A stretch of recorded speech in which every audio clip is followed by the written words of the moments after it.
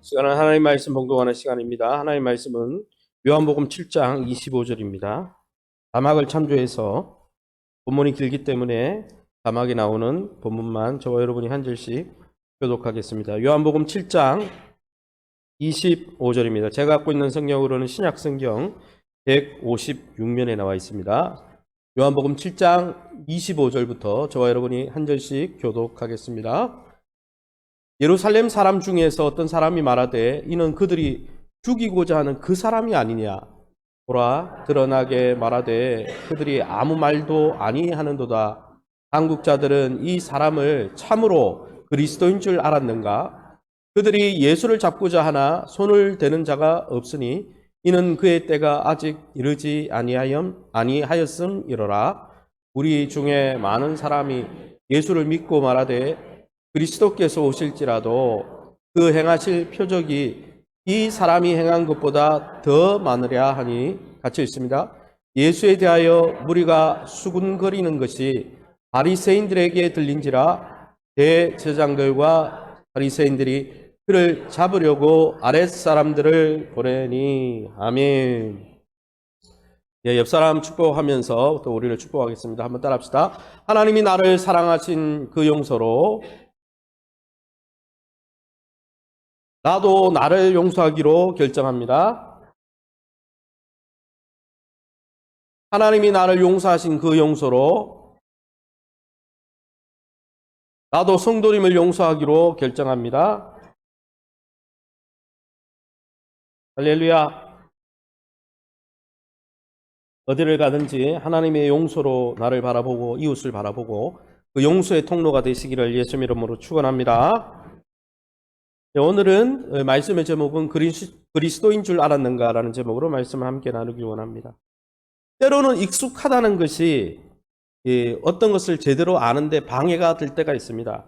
제가 25년 전에 신학대학원을 다닐 때 용인 양지에 이제 신대원을 다녔죠. 저는 일반대 출신, 일반대 수학과를 나와가지고 통신신대원을 갔기 때문에 처음 신학을 접하니까 처음 공부하는 거니까 얼마나 재밌습니까? 그러니까 맨 앞줄에 앉아가지고 열심히 들었는데 제 친구 지금 목사님들이 다 됐죠. 제 친구 목사님들은 총총 출신이에요. 총신대학교를 나와서 총신신대원을 오다 보니까 그 신학대학원 그 교수님들이 신학대학에서 다 만난 교수님들이니까 다 들었던 내용이잖아요. 물론 총총 출신이 다 그런 건 아닙니다. 그런데 제 친구들 몇몇은 에이씨 나는 학부 때 다 들은 내용인데 그 교수님한테 이야기 다 들었는데 또 듣네? 그러면서 앞자리에 안 오고 뒷자리에 앉아가지고 다른 레포트를 하거나 다른 책을 읽거나 또 뭐 교회 가서 애들 설교를 준비하고 막 이러더라고요. 이처럼 이렇게 익숙하다는 것이 어떤 사물이나 어떤 대상에 대해서 집중하는데 방해될 때가 있다는 것이죠. 이렇게 익숙하고 아니한 것이 관계의 위기를 초래할 수도 있고 신앙의 정체성을 야기할 수도 정체를 야기할 수도 있다는 것입니다. 그래서 여러분 진짜 신앙이 건강한 사람은 봤던 것을 오늘 요한복음을 봤더라도 예전에 설교를 들었더라도 오늘 처음 보는 것처럼 늘 대상을 낯설게 보는 시각이 여러분 신앙을 성장하는 데는 굉장히 중요하다는 것이죠. 사랑하는 성도 여러분, 매일매일 여러분 예수님을 만나고 예배를 통해 예수님을 만날 때 여러분 속에 사슴이 시냇물 갈망하던 그런 갈망이 있길 원합니다. 하나님을 향한 바른 지식에 대한 열망이 있길 원합니다. 그런 열망이 있을 때 관계가 자라고 성장하는 것입니다. 사랑하는 성도 여러분, 저와 여러분은 기독교 문화와 예배에 너무 익숙한 나머지 매번 예배에 나올 때 하나님의 보좌를 보지 못하고 하나님에 대한 경외심을 잃어버리고 있지는 않습니까? 이 설교를 통해 우리의 신앙을 점검할 수 있기를 예수님 이름으로 축원합니다. 오늘 본문의 내용은 새로운 내용이 아닙니다. 지지난주 제가 룻기 설교하기 전주 지지난 2주 전에 초막절 중간에 예수님과 유대인들이 다투고 있었는데 그 내용이 계속 이어지고 있는 부분이죠. 예수님이 성전에 올라가가지고 성전에서 초막절에 대놓고 자기가 누군지 메시아라고 아주 대놓고 설교를 하시기 시작했습니다. 그런데 희한한 것은 이것을 듣고 있던 종교 지도자들이 그냥 묵인하고 내버려 뒀다는 거예요. 그 예수님이 아니면 뭐 끌어내리든지 그런 이단화가 있냐 이렇게 처리를 해야 되는데 이 당국자들이 그냥 내버려 둠으로 인해서 백성들 가운데 진짜 종교 지도자들이 예수를 나사렛 예수를 그리스도로 착각하고 있나 이런 의아심들이 일어나고 있었다는 것이 오늘 본문이죠. 대부분의 유대인들은 어땠습니까? 나사렛 예수, 깡촌 출신 예수가 메시아일 리가 없다라고 확신하고 있었습니다. 그런 나름대로 유대인들의 논리를 펴서 예수가 메시아일 리가 없다고 생각하는 그들 앞에서 예수님이 내가 어디서 왔고 나의 근원이 어디인지, 내가 바로 하나님에게서 왔고 하나님이 보내서 왔고 하나님의 보낸 목적 때문에 왔다는 것을 오늘 누누이 설명하는 본문이죠.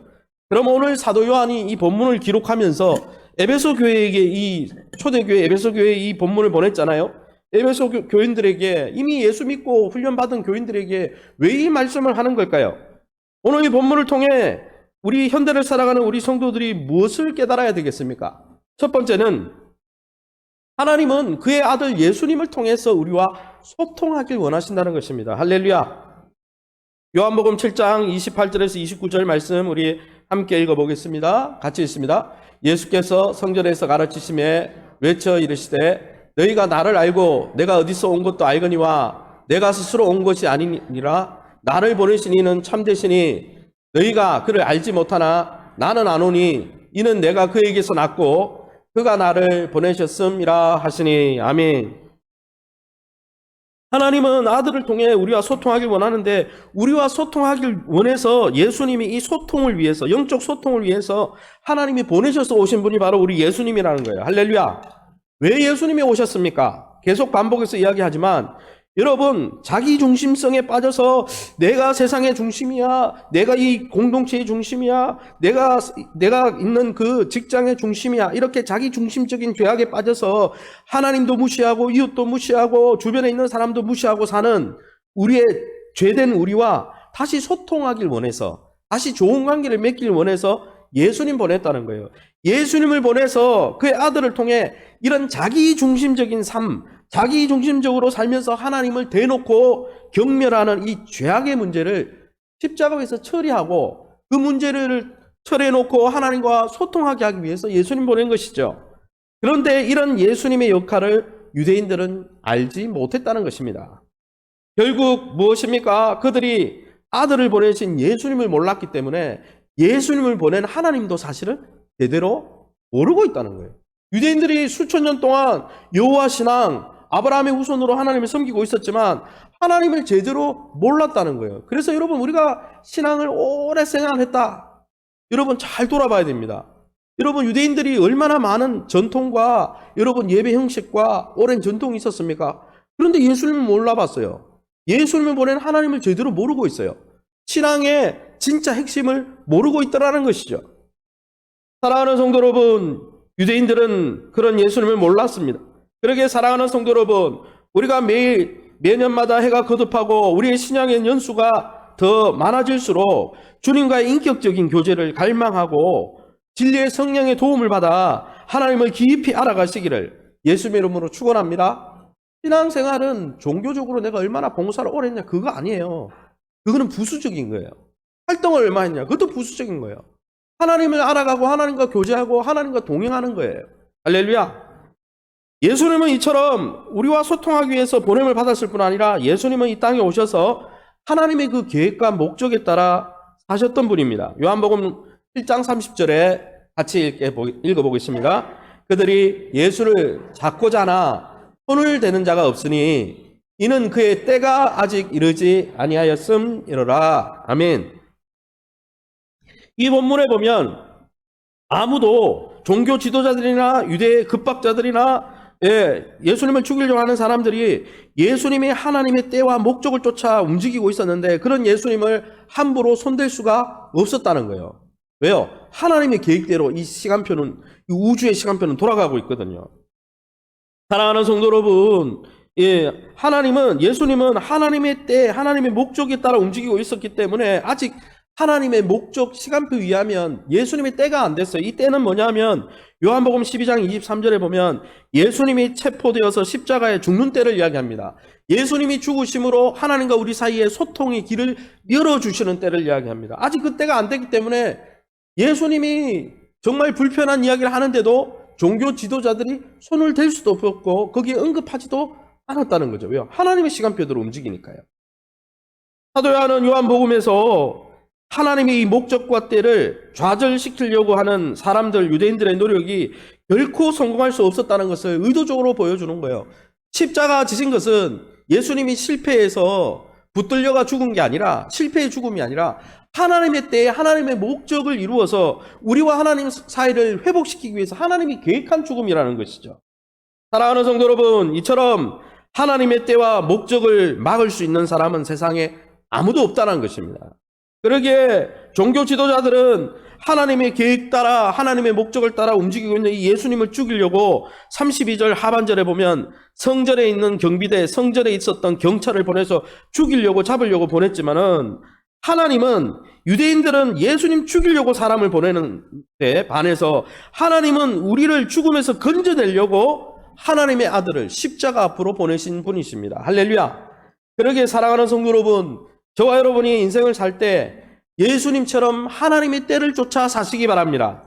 여러분, 하나님의 때를 쫓아 하나님의 목적을 쫓아 살아갈 때 하나님의 보호하심이 있다는 거예요. 아무도 손댈 수가 없다는 거예요. 예수님처럼, 사랑하는 성도 여러분, 예수님처럼, 저와 여러분은 예수님처럼 사람을 살리는 십자가의 삶을 살고 있습니까? 예수님은 무엇 때문에 오셨고 무엇을 향해 가고 있었습니까? 살려내려고, 죄 가운데 우리를 살려내고 하나님의 원수의 자리에서 살려내려고 십자가의 삶을 살고 있었다는 거예요. 사람을 살리는 삶을 살고 있었다는 거예요. 저와 여러분이 이 짧은 인생길 가운데 사람을 살려내는 하나님의 목적과 때를 쫓아 사시는 저와 여러분 되시기를 예수의 이름으로 축원합니다. 더불어서 하나님의 목적이 이루기까지 하나님이 반드시 예수님을 지키셨던 것처럼 올 한해 여러분의 남은 삶과 남은 시간의 일정도 하나님이 지켜주시기를 예수의 이름으로 축원합니다.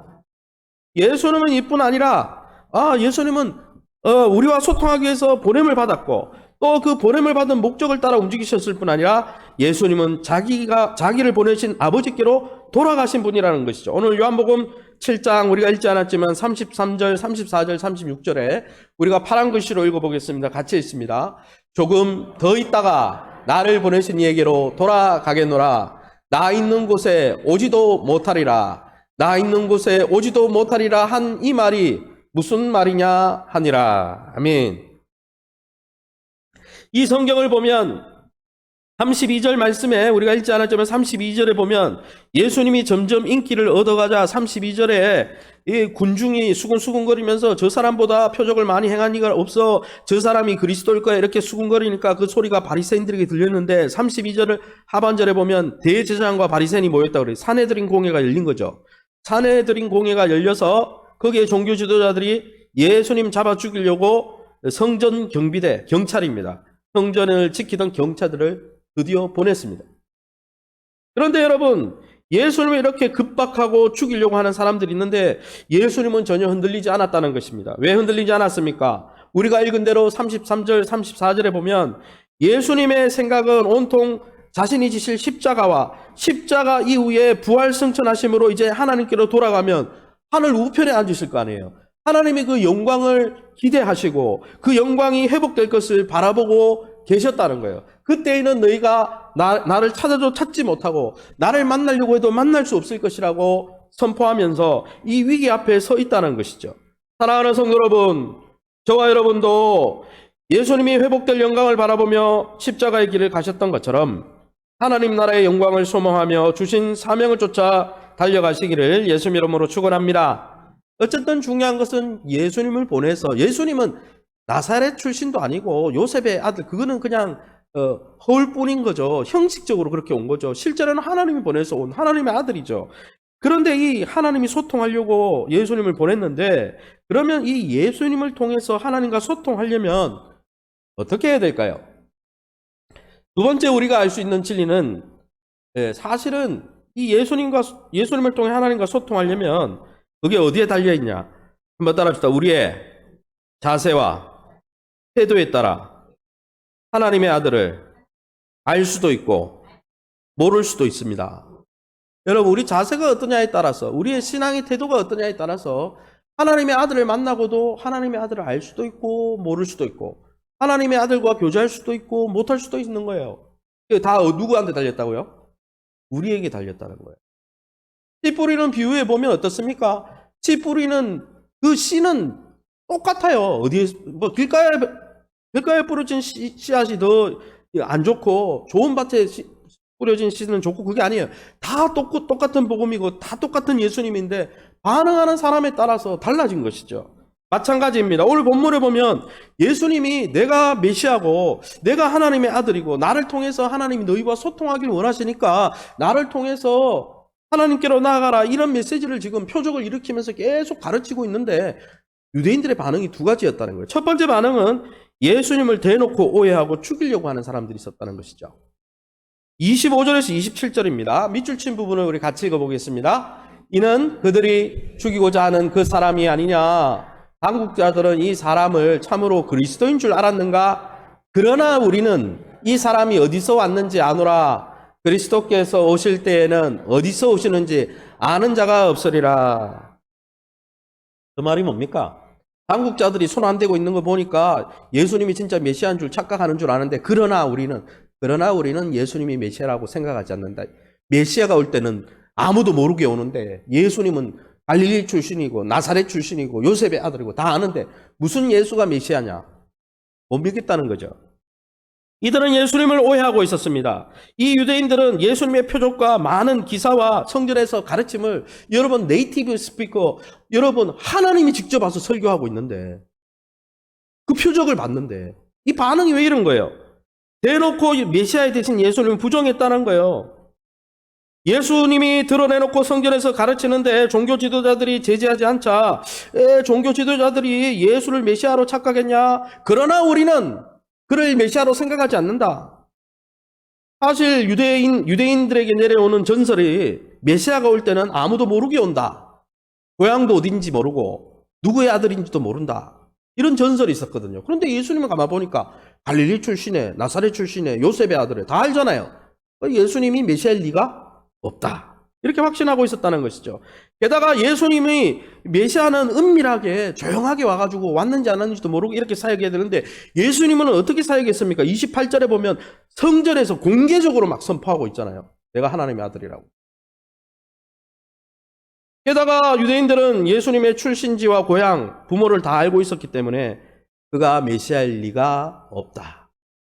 이렇게 생각하고 있었다는 것이죠. 그러나 여러분, 예수님의 고향은 갈릴리가 아니라는 거예요. 예수님의 고향은 사실 하나님의 보좌가 있는 하늘이라는 거예요. 그것이 28절과 33절에 나오는 예수님의 변론이죠. 많은 사람들이 이 시대를 살아가는 많은 세상 사람들이 기독교 신앙에 대해서 평가절하하면서 왜 평가절하합니까? 자기가 알고 있는 파편적인 예수님의 모습, 아주 갈릴리 출신이고 나사렛 출신이고 이 유대인들처럼 파편적인 육신적인 드러난 예수님의 모습만 보고 내가 예수를 다 아는데 기독교는 가짜다, 기독교는 잘못되었다, 이렇게 폄하하고 있지 않습니까? 그러나 여러분, 진짜 진리에 대해서 우리가 진정 알아가려고 하면 겸손하게 들어야 되는 거예요. 진짜 그런지 안 그런지 확인해야 되는 거예요.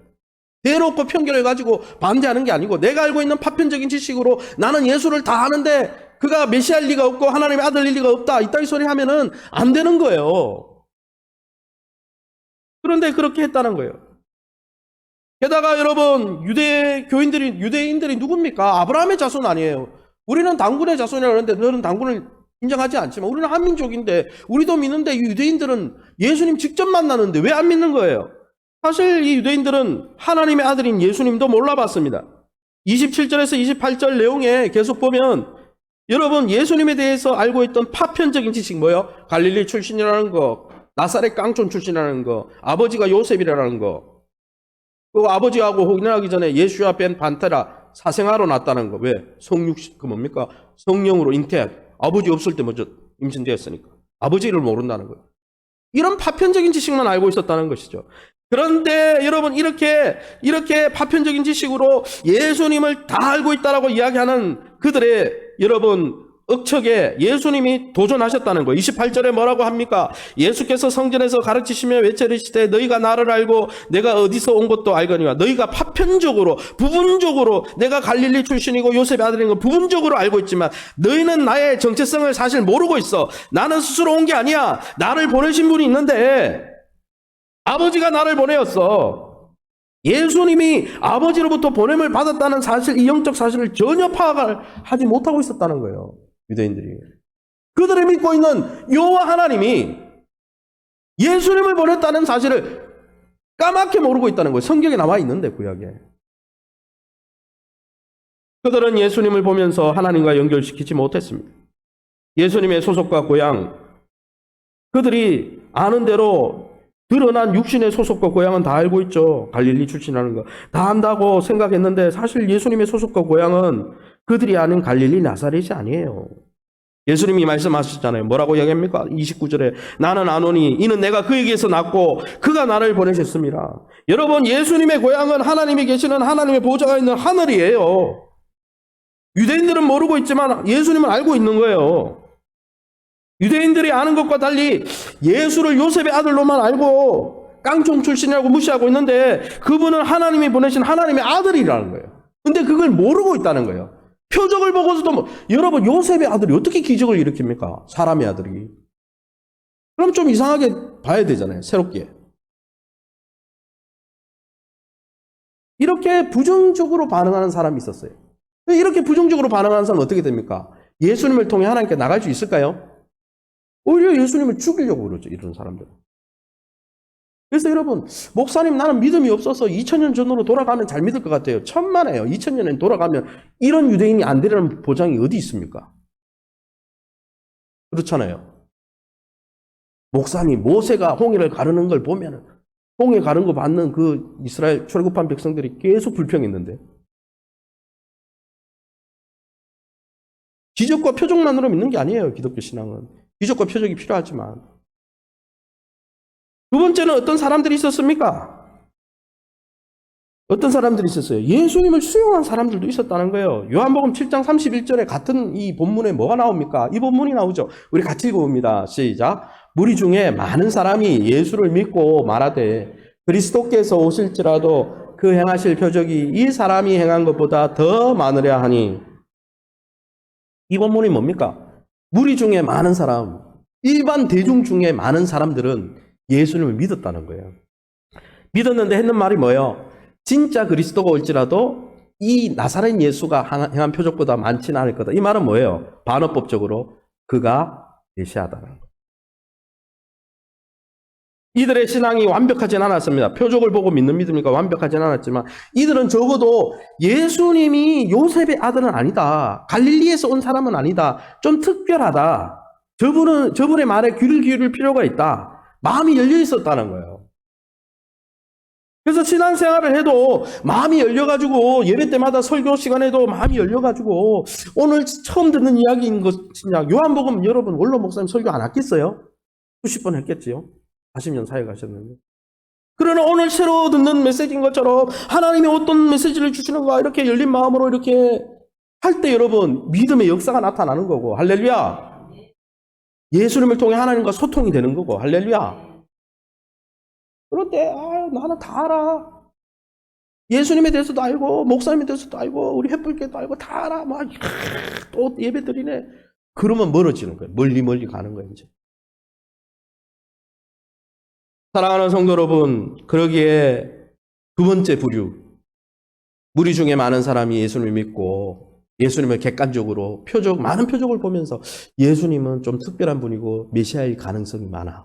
이렇게 열린 마음으로 예수님의 복음 앞에 정직하게 반응했던 것처럼 우리도 눈에 보이는 것으로 판단하고 측량하지 말고 보이지 않는 영적인 것까지 판단하면서 실존지능, 영성지능을 가지고 보이지 않는 세계와 보이는 세계를 연결하면서 영적으로 해석하면서 여러분의 사고를 넓혀서 믿음으로 반응하시기를 예수님 이름으로 축원합니다. 그래서 뇌과학자들이 최근에 무슨 이야기를 합니까? 뇌를 연구해 보니까 뇌에 갓스팟, 하나님의 영역이 있다는 거예요. 하나님 믿는 사람들이 믿는다는 표현을 하면 여기서 뇌에서 반응이 일어난다는 거예요. 그 반응이 일어나는데 뇌에 하나님이 계시고 우리가 눈물을 흘리며 기도할 때 뇌에서 뇌파가 일어나는 영역이 있는데 뭐 간뇌, 중뇌 많잖아요. 그 뇌파가 전체 뇌에 지장을 줘가지고 다른 지능도 높이더라는 거예요. 그래서 여러분 보이는 것을 위해서 산다. 어리석은 믿음입니다. 보이지 않는 하나님을. 이 지금 유대인들이 보이는 것만 판단하니까 예수님을 잘못 본 거 아니에요.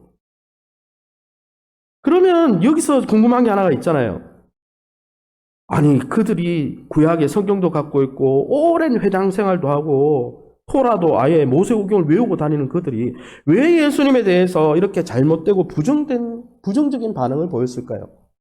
그것이 세 번째 대지인데, 여기서 우리가 이것을 통해 알 수 있는 것 하나는 세 번째 이것입니다. 하나님의 하나님의 아들인 예수님을 제대로 알고 교제하고 영적으로 우리가 성장하고 하나님과 소통하면서 영생을 누리려면 우리 안에 있는 영적 장애물들을 제거해야 된다는 거예요. 우리 안에 하나님을 알아가는데 예수님을 믿는데 방해하는 것들이 있다는 거예요. 유대인들 안에 있었을까요? 없었을까요? 있었다는 거예요. 그러면 그게 뭔가를 우리가 좀 살펴보길 원합니다. 사실 여러분, 예수님과 유대인들의 갈등이 일어난 이유는 그들의 영적 무지 때문입니다. 영적인 갈등이 있었어요. 예수님이 요셉의 아들이고 갈릴리 깡촌 출신이라고 생각하니까 그분이 하나님의 아들 메시아, 다시 오실 다윗의 후손, 영원한 나라를 이룰 메시아, 사무엘 여러분 하 7장에 있는 다윗에게 주신 언약, 너의 후손이 영원히 왕노릇하되, 그 메시아를 이야기하는 거거든요. 그 아들이라는 걸 연결을 시키지를 못하니까, 영적 지식이 없으니까 갈등이 일어난 거예요. 반항심이 일어난 거예요. 예수님을 잘 모르는 영적 지식이 없어서 일어나 영적 무지에서 일어난 영적 갈등이, 그러면 영적인 갈등으로 가만히 있었느냐? 아니에요. 예수님과 관계적으로도 어색해졌다는 거예요. 여러분, 예수님을 메시아로 안 보니까 예수님 무시했어요? 안 무시했어요?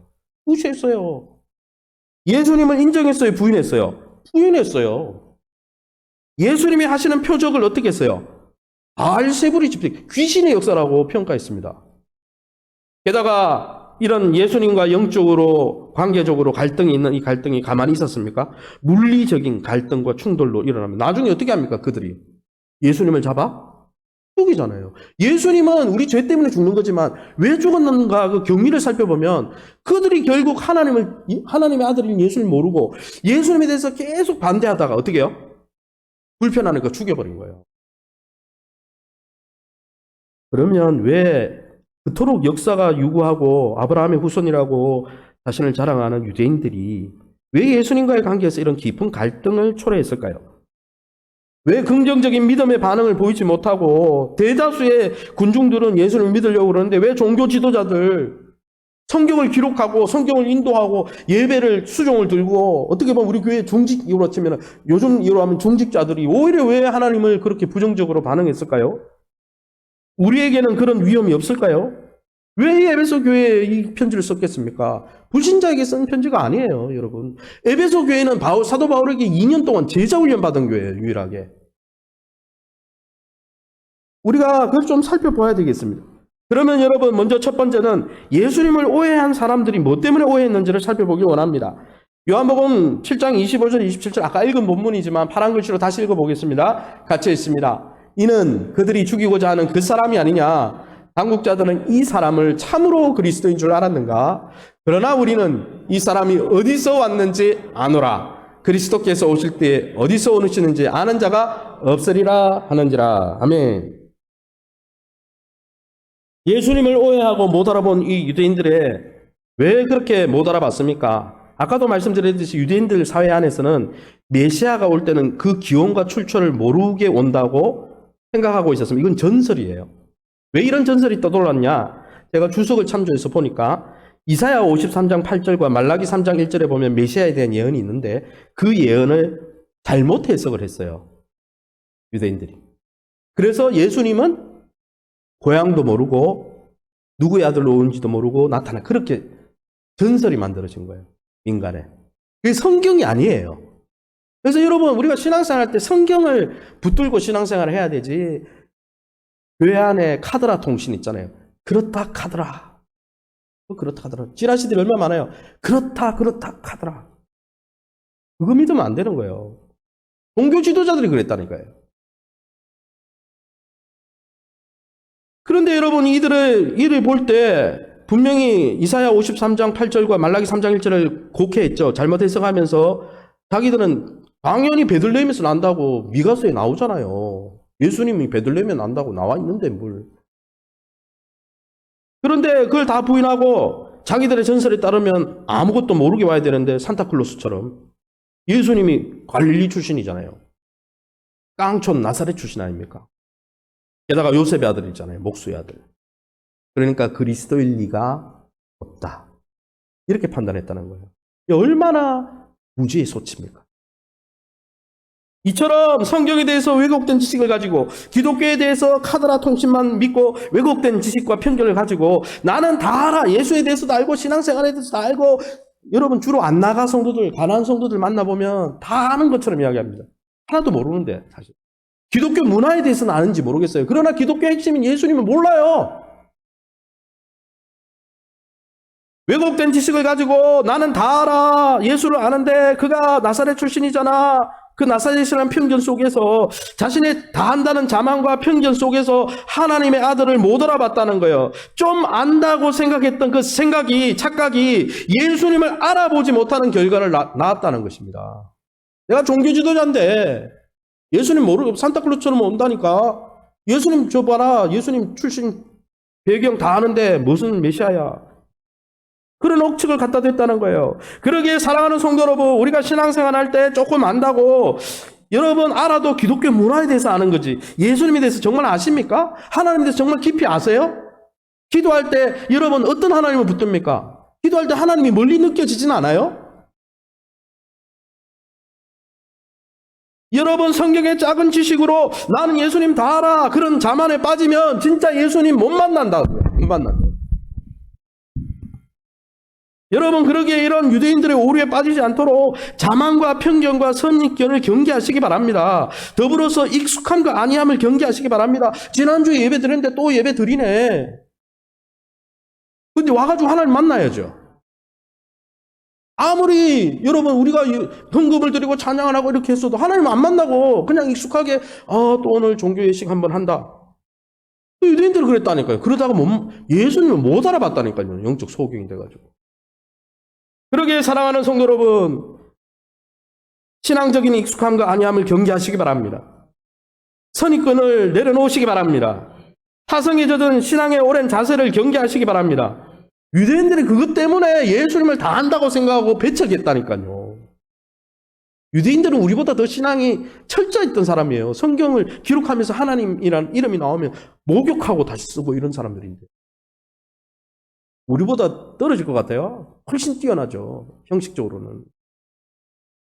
사랑하는 성도 여러분, 그러기에 눈에 보이는 것으로 평가하지 말고 보이지 않는 것까지 고려하면서 예수님을 날마다 새롭게 만나 하나님과 소통하는 건강한 신앙생활을 하시기를 예수님 이름으로 축원합니다. 그러면 예수님을 오해한 사람들은 자기의 편견과 아집과 자만 때문에 그랬다 치고 그럼 예수님을 죽이려고 한 사람은 왜 죽이려고 했을까요? 죽이려고 한 사람도 있잖아요. 우리 요한복음 7장 31절, 32절, 35절입니다. 우리가 파란 글씨로 된 부분을 읽어보겠습니다.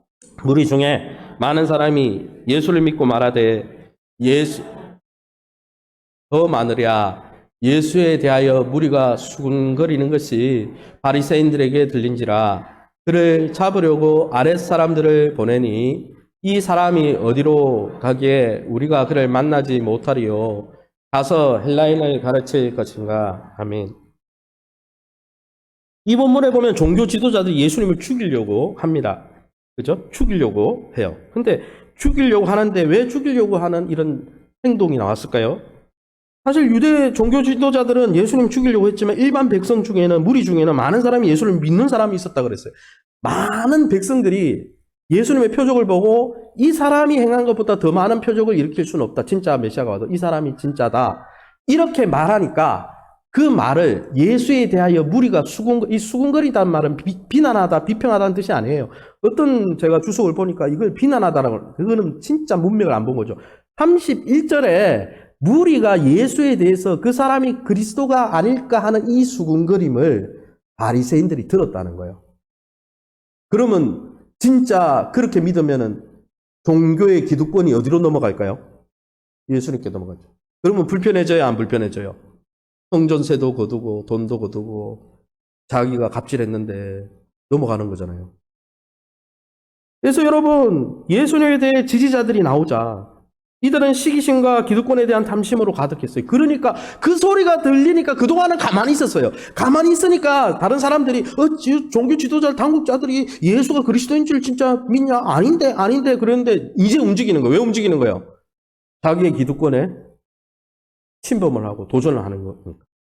그래서 뭐예요? 바리새인들에게 들린지라 그 다음에 뭡니까? 대제사장과 바리새인들이 뭡니까? 사내들인 공의가 열렸다는 거예요. 공의가 열려서 예수님 잡아 죽이자 하고 경찰을 보낸 거예요. 이렇게 자기중심적인 시기심, 기득권에 대한 욕심으로 가득 찼던 유대인들에게는 예수님의 표적 눈에 안 들어왔습니다. 성전에서 하시는 예수님 말씀 안 들렸어요. 모든 세상이 내 중심으로 돌아가야 되고 내가 갑이 돼야 되고 내가 이 모든 것을 이루어야 되고 이런 자기중심적인 시기심, 나보다 높은 사람, 나보다 영향력 있는 사람이 나타나면 안 돼. 공동체에 내가 최고야. 그러니까 내가 최고가 되기 위해서 자꾸 최고로 보이는 사람 제거해야 되죠. 제거하려고 했던 거예요. 그러게 사랑하는 성도 여러분, 우리가 신앙생활 할 때 자기중심적으로 나만 위하면 돼, 나만 괜찮으면 돼, 뭐 1박 2일 뭐 이런 뭐 요즘 TV 프로 보면 복불복 뭐 이런 거 보면 프로그램 나만 아니면 돼 그러는데 그게 죄예요. 그게 죄. 뭘 나만 아니면 되면 돼요. 나도 괜찮고 옆에 사람도 괜찮고 이웃도 괜찮고 그래 돼야 되지. 그게 죄다니까요. 선악과 왜 따먹었습니까? 나만 하나님 되겠다는 거예요. 내가 중심이 되겠다는 거예요. 내가 하나님 되겠다는 거예요. 선악이 뭡니까? 선악의 기준이 내가 되겠다는 거예요. 여러분, 우리 안에 우리가 주인 되고 세상의 중심이 되고 공동체의 중심이 되고자 하는 자기 중심성 없습니까? 그런 자기 중심성을 계속 갖고 있으면 하나님이 내가 주인이야 이렇게 얘기할 때 하나님 불편하면 하나님도 죽일 수 있는 거예요. 무서운 거예요. 사랑하는 성도 여러분, 저와 여러분 안에는 어떻습니까? 보여지는 가르침과 많은 표적에도 불구하고 자기의 선입견 속에서 난 다 알아. 고집을 부리고 또 내가 중심인데 왜 네가 중심이 되려고 그래? 중심이 되려고 그러는 사람을 그냥 쳐내버리는 이런 자기 중심적인 죄악이 없습니까? 신앙생활을 해도 다 내 중심이 돼야 되고 가정생활을 해도 다 가족들이 나한테 맞춰야 되고 사회생활을 해도 세상에 나가면 다 내가 하나님이 되고 내가 중심이 돼야 되고 그게 죄입니다. 그 죄 때문에 예수님이 오셨는데 그 죄를 버리지 않으면 예수님을 만날 수가 없다라는 것입니다. 예수님은 그런 말씀하셨죠. 나를 따라오려거든 자기 중심적인 자기를 부인하고 자기를 십자가에 못 박아야 됩니다. 사랑하는 성도 여러분, 저와 여러분은 얼마나 매일매일 우리를 만나러 오시는 주님 앞에 열린 마음으로 듣고자 하는 겸손함으로 오늘 예수님을 처음 만나는 것처럼 오늘이 마지막 예배인 것처럼 예배를 드리고 있습니까? 저와 여러분이 유대인들이 가졌던 선입견과 편견과 다 안다는 그 아집과 교만을 내려놓고 또 내가 세상의 중심이 되어야 되겠다는 그런 자기중심적인 죄악을 다 내려놓고 예수님을 통해서 하나님과 좋은 관계를 맺을 뿐 아니라 나와도 좋은 관계를 나 자신을 사랑하고 또 우리 가정을 사랑하고 우리 주변을 사랑하면서 하나님과의 관계도 좋고 이웃 관계에도 좋은 영생의 복을 누리시기를 예수님의 이름으로 축원합니다. 제가 한번 기도하겠습니다. 하나님 감사합니다. 우리 안에